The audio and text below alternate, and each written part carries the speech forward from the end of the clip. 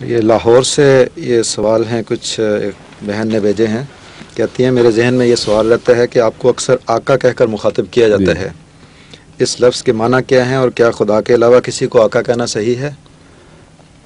سوال یہ ہے کہ جہاں تک مجھے کہا جاتا ہے، مجھے تو اس سے بڑی وہ الجھن سی ہوتی ہے، ایمبیرسمنٹ محسوس ہوتی ہے، لیکن یہ کہنا کہ خدا کے سوا کسی کو کہنا جائز نہیں، یہ غلط ہے، بلکہ آقا تو ایک عام لفظ ہے اور ایران میں اسے آغا کہا جاتا ہے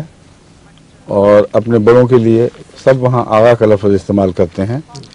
اسی طرح آقا کا لفظ تو ہر ماتحت اپنے افسر کے لیے استعمال کر سکتا ہے اور کرتا رہا ہے